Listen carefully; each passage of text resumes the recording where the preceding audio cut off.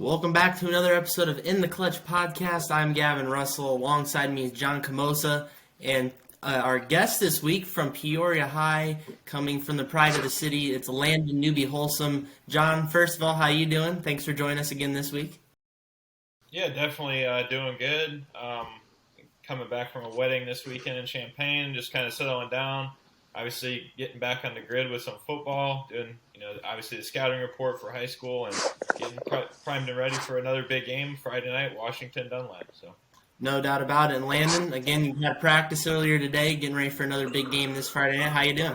I'm doing pretty good. Just on a grind, in-season grind.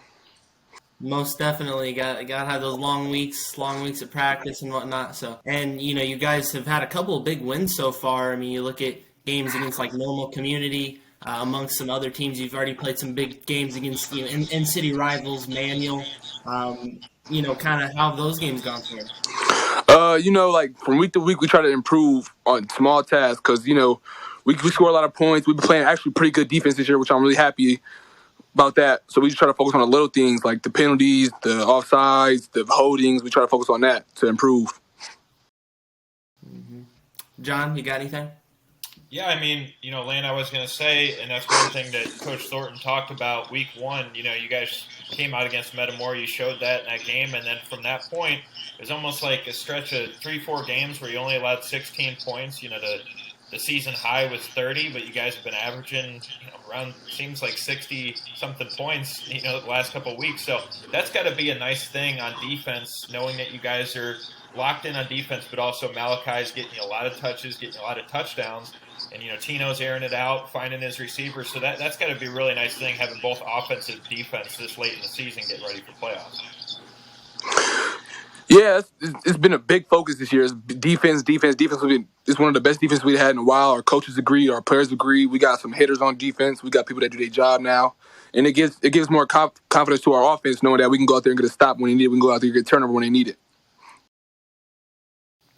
For sure, and I was going to ask, we know some of the bigger players, of course yourself and Tino and Malachi, all these great players on Peoria High, but give me a couple players that, you don't hear about a lot, you don't read about in Journal Star, you don't see on the news. Give me, those real unsung heroes that are making it work for Peoria High.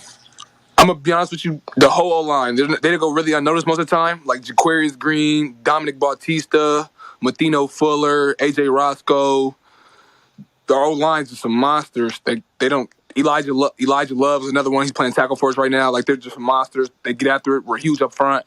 And I'll say defensively, stuff like that. Kevin Roberts and Patrick Jordan, they play really good. They were on D-line, play really good. Spencer Russell, he go get the ball for us on onside because we getting 2-3 onsides a game. So that's been huge for us too. Mm-hmm. Johnny, got anything else? Yeah, I mean, to touch on that, Landon, you said that offensive line, and you look at the size, up and down that roster, you guys are almost kind of a Division I type team, size-wise up front. That obviously opens up a lot of holes for Malachi, but just kind of tell me that line this year, they've been so consistent, and then obviously going forward, that's one of the key things, for a football team is that line to get you those blocks, and how big is that having on your team? It's so great, and there's some workhorses and if you watch the games, they're running downfield with the running back, and that's something you see in college in the league. So I'm really happy for that. And if most people don't know, the whole line never had a varsity snap before the season. This is all their first varsity snaps. So we're still learning and still getting better. It's not even a finished final product yet. That's incredible. I mean, I definitely knew you guys had some younger players on that line, but just to hear the inexperience. So, you see it as a player. What do you do maybe as a veteran to help, teach those guys a little bit? I've been through the ringer. I've seen it all. I've seen the playoffs. I've seen all that. So I just let them know, it takes a lot of work. It takes a lot of effort. You got to be willing to work when other people don't want to work. You got to be willing to put that pain and that sweat and them tears in. And it's going to pay off. And it's been paying off big time for them. They're big guys, so you think they get tired, but they still running down the field. They still hustling. And they're mean, too. They're getting pancakes. They're getting finishes. So it's real. It's real nice. For sure. Absolutely. Well, I got to ask, you're 6-0, so I know what the ultimate end goal is, but right now as a team, what's the next achievable goal? What's the next big thing you're looking at? Honestly, like Thornton tells, we gotta step up from last game. We gotta make improvements from last game. It's all about us versus us, and we focus on us. When we focus on us, I don't see a team in the area that could even come close to touching us. So we just got to work on focusing on us more. No doubt about it. Not to jump too far ahead, but John, I know there's a big game coming week 8 with Peoria High. Yeah, I mean, Landon, that's one game I want to touch on. Obviously, you guys got that game against Bloomington first. You don't want to look ahead too far, and I'm sure Coach would say, one game at a time. But kind of jumping ahead to Normal West, I would say that is going to be one of the best games in the Big 12. Yeah, we're really excited for, like you said, we focus on one game at a time, but we know that's going to be the best game of the year. We know they're going to come give us competition. We're going to come give them competition, and then may the best man win. No doubt about it. Well, we appreciate you joining us. I want to ask, though, with your college recruitment, of course, you got probably a long football career ahead of you. Are you looking to go play somewhere? You got anybody on your radar? Because I play fullback too, so I'm looking at North Dakota State University because they use a lot of fullbacks, so that's big on my radar. I got McKendree on there, of course. I got some big D3s like North Central College on my radar, so I'm doing pretty good recruiting wise. Awesome. Any of your teammates looking at maybe some good college recruitment? I know Malachi Washington. He's definitely gonna go somewhere far. A lot of our senior linemen, like we got like two seniors on our line right now. They're looking at some big schools. I ain't trying to say their school names and put their business out there, but just they got some big schools looking at them, and we gonna have some players come up in the future that's gonna have some big schools looking at them too. No doubt about it. You guys got plenty of youth. You guys are a great team. We're excited to see Peoria High the rest of the way. Landon, thanks for joining us for a few minutes here on In the Clutch. Talk to you soon. Thanks for having me. No problem. That's Landon Newby-Holesome from Peoria High joining us for a few minutes there. Peoria High's look pretty good, John, and I know we kind of talked about there for a minute, but they're a team that, if they can get over Normal West, they'll probably be 9-0 and definitely a team with state championship on their mind.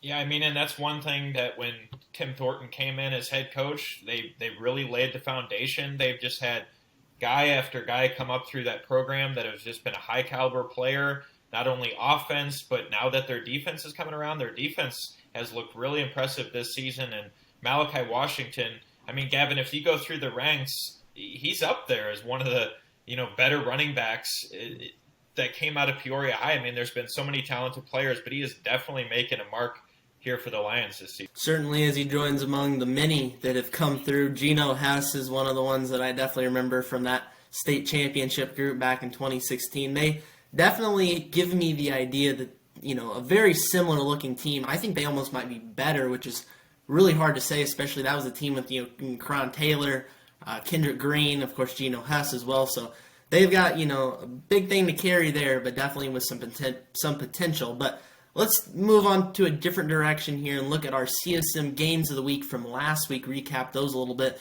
On video, we had Metamora at Pekin. That was definitely a game that was highly anticipated in the Mid-Atlantic Conference, but that became a game that was a little bit more of a runaway than we thought. I mean, just kind of on the surface, John, I know neither of us were there, but kind of on the surface, initial impressions from that game. Yeah, I mean, there was a lot of people that talked about that. It was, if Pekin could get through Metamora, they had a really good shot at going undefeated this season. It's looking like it could be that way now.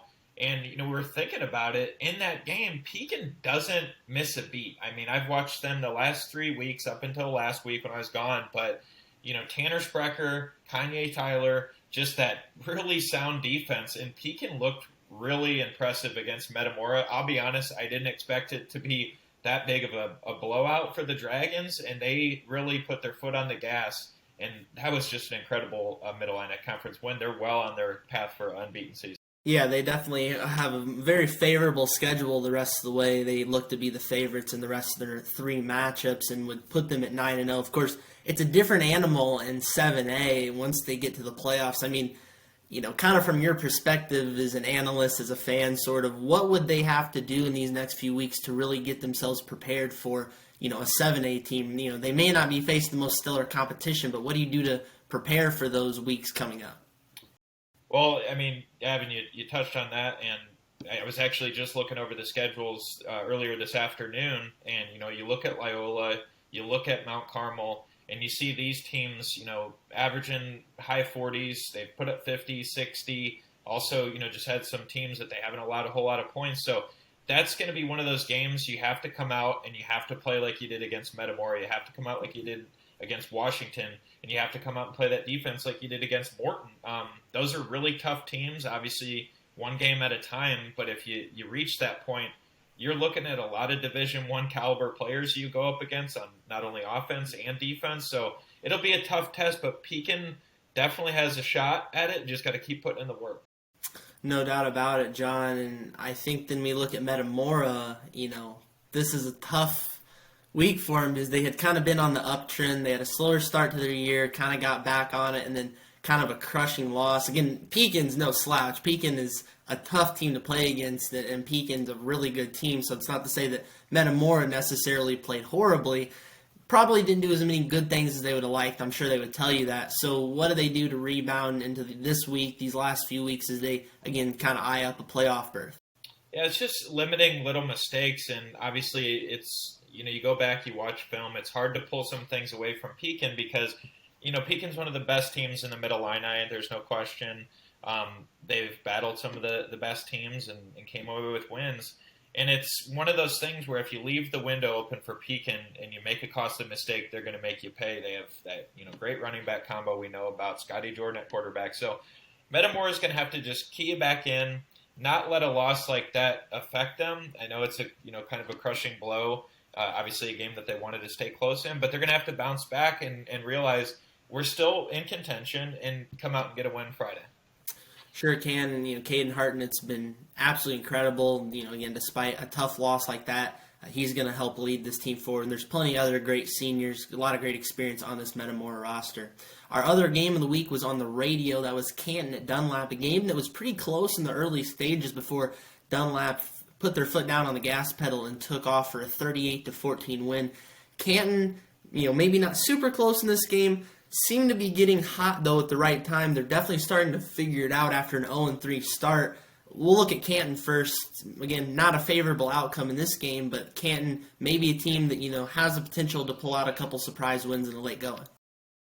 Yeah, I mean, they're a team you obviously don't want to sleep on. Canton's a team that can still put up points. Their defense can click when they have to. Obviously, a couple tough losses, but that's not one of those teams you look at in the schedule and take for granted there. I think Canton can come out, still get a few wins to close the season, if they really play a good game. And, I would still say that Canton can pull things away from this year, some learning experiences going into, next year and that. But just good things that Canton has still shown offensively, defensively, nothing to be discouraged about. And like I said, just a building block. A lot of teams are kind of learning that this year. We've seen teams with some new guys behind center at quarterback. So just certain things you can kind of pull away from the regular season. Yeah, and I talked to Nick Wright before the year started, and they have a lot of new guys on the line. Their linebacker core's pretty young, so there's going to be big elements to this team for Canton that are going to be coming back next year. Of course, they do have a couple of seniors that they'll be losing, but heating up the right time. LaShawn Wallace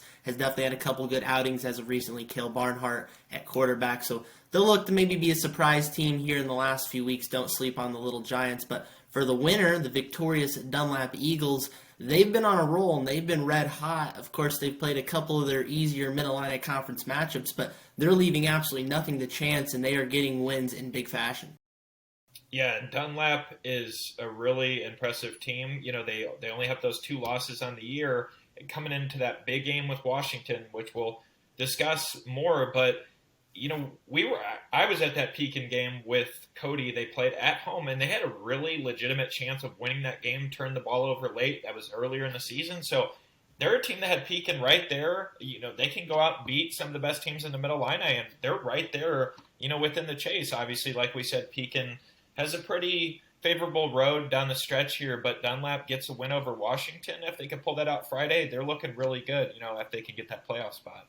Yeah, Dunlap definitely won't be concerned with trying to win the Middle Illini. They just want to get hot at the right time, because ultimately what matters is winning in the postseason, and the Eagles have their eyes set on some big things. One of the things, though, that's a concern for the Eagles, as impressive they've been, is the penalties, and that's something that you saw early in the season. That's something I even saw when I went out, watched them when they played East Peoria. I think that's kind of a continuing theme, is the penalties have really been the only thing to hurt them, kind of only thing standing in their way, perhaps. Yeah, and they can run the ball, they can pass the ball. Gavin, like you said, those penalties, that was the game that Cody and I were at. I think there was probably 5 or 6 false starts in a row, which, I haven't typically seen happen in a high school game.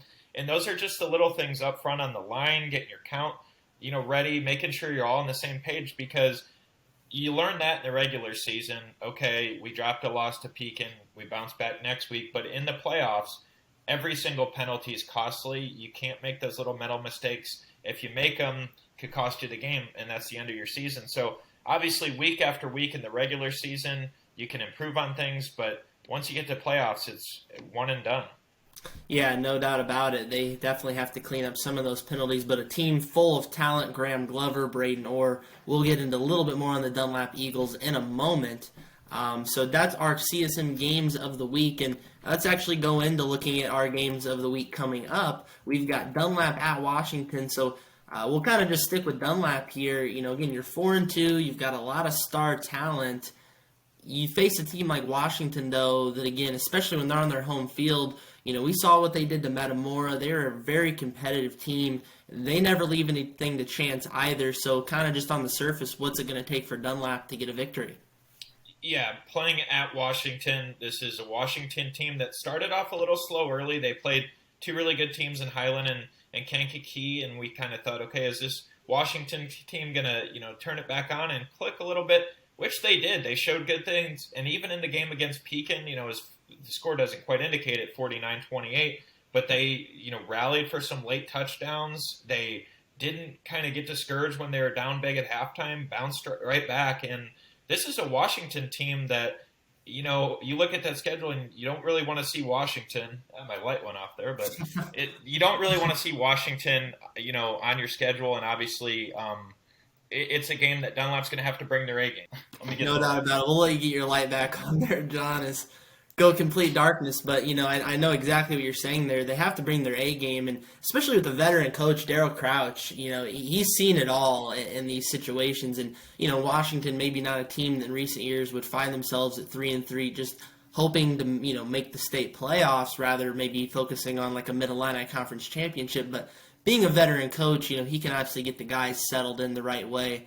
But Dunlap definitely has more than enough makings to go in and beat them. I know the Eagles Nest will be traveling well over to Washington, or we haven't been on their good side, rather, with In the Clutch podcast, a couple of unfavorable predictions. But no doubt they were going to bring their A game, and they're going to bring some noise there on Friday. As for the host, Washington, they had some things early in the year that they had to figure out, the quarterback situation, but it seems like they're really starting to fine-tune some of that. Yeah, Jake Stewart being a senior leader, multiple sport athlete, he's obviously very capable of, playing behind center. He plays baseball, so he's got a great arm, and we saw really good signs of that in the Pekin game. Connected for some touchdowns, some really nice throws, and, that's what it's going to take against Dunlap. Dunlap can air it out. I think it's going to be a game where both teams run a lot, but I think there will be a lot of passing as well, and, Stewart's capable of getting out there and, getting Washington fired up. I think this is a game, though, that could really go either way. It's tough to, kind of predict. Yeah, you can't really predict a game like this. Got to think about McQueary as well. He can definitely do a lot of damage carrying the ball. The lines on both sides of the ball have stepped up at individual times and been really good for the Panthers. The game we were at when they played Metamora, they were making all sorts of things happen on special teams. Carter Perina, I believe, had one or two blocked punts. One of those ended up being for a touchdown. So the Panthers can hurt you in a variety of ways. Again, a tough game to predict, especially when you've got a couple of teams that have a few things to work on, have a few things to shore up before this week. But it's going to be an entertaining matchup nonetheless. Definitely one that you're going to want to tune in for on Friday night on ClutchSportsIL.com. Our other game of the week on 101.1 ESPN Peoria. We're going small school for this game, but there's going to be some big action here, John. Elmwood Brimfield and Farmington, both 4-2. Same record in conference play. This is going to be a highly entertaining matchup. Oh, it certainly is. And, where to even start with this game? It's going to be a back-and-forth game. It's one of those games that could potentially go down as a small school game of the year. And it's going to be exciting, I think. It's going to be incredibly exciting. And that's one you're not going to want to miss. You can listen in live there on 101.1 ESPN Peoria. Looking at Farmington, though, they lost some parts from last season. They lost several key seniors. They were a 9-0 team, ended up losing, I believe it was in the state semifinals, but they went pretty deep into the state playoffs. But they do bring back some key players. Gage Rankin, quarterback, Logan Morse at wide receiver, and of course, they always field a big offensive line. So despite some of their losses, the Farmers still have plenty to compete.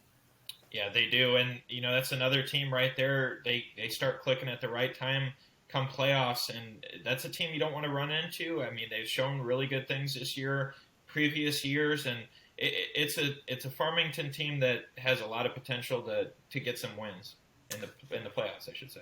Sure do. Elmwood Brimfield, on the other hand, they're a team that's definitely been on the uptrend, maybe not quite as good as Farmington's been in the last couple of years.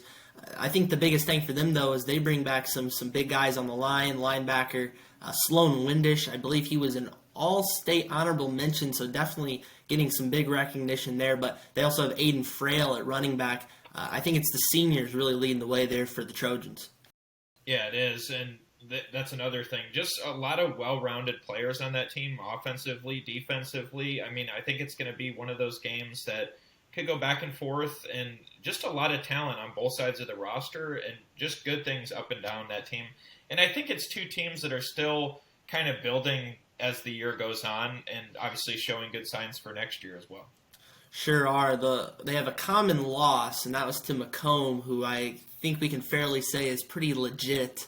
They are 6-0, and they have been really good. So they're battle-tested. They've both faced some good opponents, but both at 4-2. Definitely looking for some big bragging rights, some big conference rights. That's going to be a game you're not going to miss. So we got two great games on CSN this week. Don't miss either of them. But let's go to our 3 words or less. John, we'll start with you. What are your 3 words or less?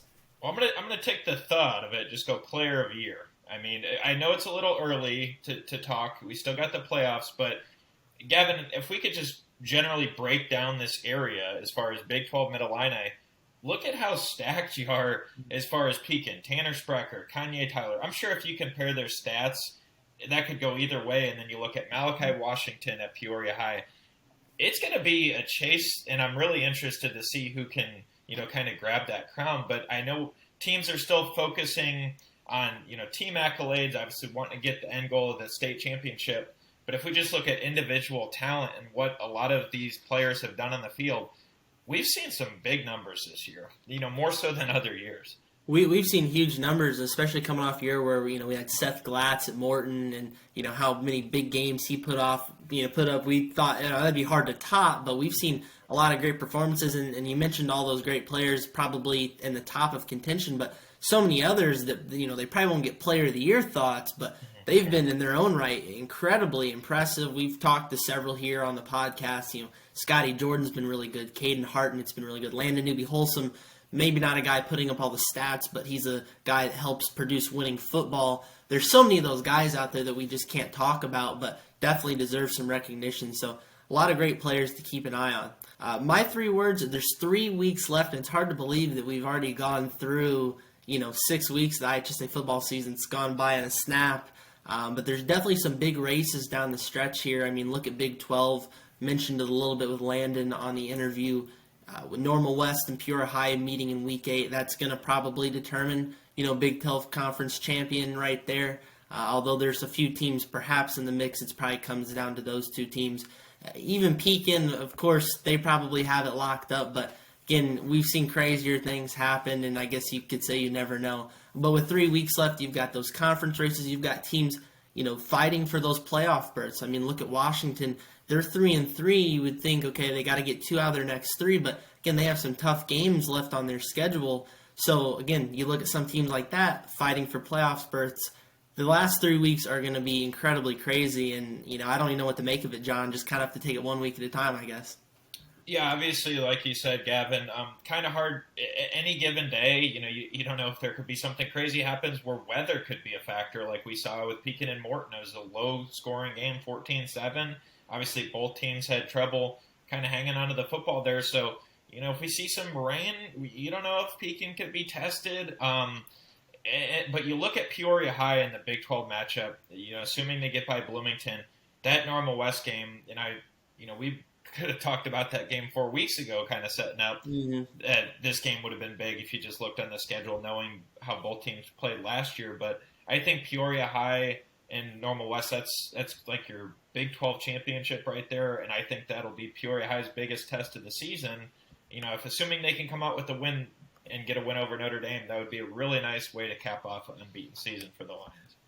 No doubt about it. They have their hands full, definitely, with these last few weeks. And, of course, they play Notre Dame in Week 9. And, again, probably would say, okay, Peoria High is, maybe the favorite in that game. But that's a game where Notre Dame is such a hard-nosed team. They kind of, they get down to it. They're going to give the Lions a test. And I would expect that game to be fairly close because what we've seen in recent years, even if the Lions are maybe considered the favorite, those games are always entertaining and always very close. Yeah, they are, and it's one of those things too. It's just so hard to kind of predict some of those things. There's games that, as they get late in the season, we're going to see some teams get tested. We've seen that throughout the years, and you never know. I mean, kind of like they say, any given Sunday could be any given Friday. I think it's if you don't let that mindset get to you that we're undefeated, nobody can beat us. I think if you just take it in stride that we go out and play every single game, which we've seen out of, I will say, Pekin, Peoria High, teams like Eureka, that they don't let that kind of hype around the area get to them. They go out sound every single week, play their game, and they've been coming away with wins. So, just to kind of talk about those teams, that's some of the more solid teams we've seen in the area. Undoubtedly, and I'm kind of looking at the standings right now. I guess, many people aren't going to realize we talked so much about Normal West and Peoria High. How about Champaign Centennial? Undefeated. They're 5-0 in the conference right now. More so, Centennial sort of holds their own fate. Of course, they don't play Peoria High. But I think, out of Centennial, Peoria High, Normal West completely controls their own fate because they have Peoria High and Centennial in 2 of the last 3 weeks. So if they win both of those, they are pretty much guaranteed a Big 12 Conference championship. Yeah, and obviously not a team that we've seen play. At least I haven't seen Centennial play, but I was looking through their schedule, and they can put up some numbers as well. That's a team that can score. You look at Peoria High, and you kind of compare the two, and Centennial puts up some big numbers as well. And they're right there in that mix, but kind of Normal West to control their fate, and then Peoria High to finish the job here with these last 3 games as well. Obviously, Centennial. Yep, Normal Community's been in the mix. Danville has been sort of in the hunt. There's a lot of competitive teams in the Big 12 this year. Maybe not quite in the top mix, but there's always some really competitive teams in the Big 12, and we've seen that all throughout this season. Alrighty, that's going to bring us to our next part, and it's our under the radar. Maybe not a game that we always consider under the radar, but I definitely think not a game a lot of people are talking about. A pretty even game in my mind. Who is our game under the radar this week, John? That would be Manual and Richwoods in the Big 12, and that's a game that Manual showed some really good things against Normal West. Normal West they allowed 4 points against Normal Community. Up until that point, they were undefeated, and then they obviously lost to Richmond Burton, who's state ranked in 4A. Manual was able to get two touchdowns on Normal West just this past Friday. So good things out of Manual. They can score some points. They also, obviously 64-28 lost to Peoria High, but able to score 28 points there. So then you look at Richwoods. A lot of potential there, too. Just some tough losses this year, but they have a lot of offense. They certainly do, and I think both these teams, they're just, they're showing those flashes of success. We've seen it individual times. It's about, okay, sustain it for 4 quarters, sustain it for multiple weeks. I think that's something that they're not quite there yet. Again, it's going to hurt to lose some of those seniors, but you start to build from the ground up. I think both coaches, especially I've talked to Dennis Bailey over there at Manual. They're really starting to create a foundation, and that's something that they haven't had there for quite some time, really, in a really long time, for that matter. They're really starting to build guys that, okay, freshmen, sophomores, juniors, they're going to be back. They understand the culture. They understand the mindset that they need to go with. That's going to ultimately aid these teams in future years, and we're starting to, again, see those flashes right now. So a couple of teams, it's going to be entertaining. It's an inner-city Peoria matchups. Definitely always going to be a good one. Manual and Richwoods, don't sleep on that game necessarily. Our favorite part, though, of the episode is always our bold predictions. I didn't quite catch what Cody and John had for last week. I do know that they got them both wrong, though. So they're 2-5 overall. I am a meager 1-4. Joko, you're 1-1. So try to go 2-2. What's your bold prediction this week? I'll try, but I'm thinking this game is going to be a running game between Washington and Dunlap, but I also think you're going to see some of those quick slant passes. So I'm going to say that Kanan McQuarrie for Washington and Graham Glover for Dunlap combined for 4 touchdowns, 2 apiece.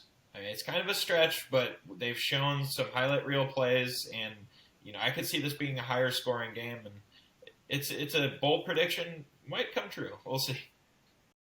No, it's definitely possible, and again, both very explosive athletes. They definitely have more than enough potential. I'm going to go with my bold prediction here, rather a hot take, or I guess you could say both. I'm going to put some stock into Peoria Notre Dame this week, and again, it seems like a stretch. You're just talking about undefeated Centennial, but I'm going to say Notre Dame in upset fashion over the Chargers. It's a home game, played at Richwoods Field, but it's a home game. I believe it's a Saturday game, if I'm not mistaken. Saturday at 1. Saturday at 1, so you get a little Saturday action there. I think the Irish are going to pull it out against the Chargers again. Probably come back to bite me right there. But Centennial's been very good. That's nothing despite Centennial. But I definitely think Notre Dame has the makings to maybe pull off an upset there, which would be big for their season. That would be big for Big 12 implications. What do you think, Joko? Maybe in the realm of possibility? Hey, nothing's out of question here. That's why they call them hot takes and bold predictions. We got to go out on a limb here and kind of throw out the unpredictable. But, if Notre Dame could do that, and then looking at that Peoria High game and their last game of the season, Notre Dame's shown some really good things this year. Obviously, lopsided loss against Richwoods, where Richwoods kind of, let their game through the air get going, their running game. But I think Notre Dame has shown some good signs this year on offense and defense as well. It's a team that you can't count out, and Notre Dame's, throughout the years, they've always had a hard-nosed team, like you mentioned earlier in the podcast. So if Notre Dame comes out, gives it their all, especially being on kind of a home/neutral site, I think they could potentially get this done. Yeah, Peoria Notre Dame, again, that wing T offense that we know so well that they always run, and they're a very gritty team too. I think it's going to kind of start and end with the Irish on the defensive side because we've seen them give up some big numbers, some crooked numbers that they probably don't like. I think it's going to really come down to executing on defense and limiting, especially this week, the Chargers' offense. Yeah, as we were just saying, it's a Centennial team that puts up a lot of points. Obviously, haven't seen them as much. I know they go through the air, they run the ball, but Notre Dame's going to have to really be battle-tested Saturday. They're going to have to play one of their best football games if they want to come out with a win.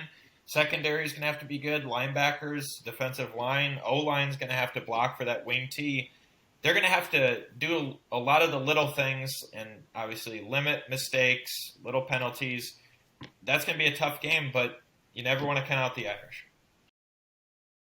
No doubt about it, and they have a tough 3 weeks left against Centennial this week, Saturday, 1 p.m.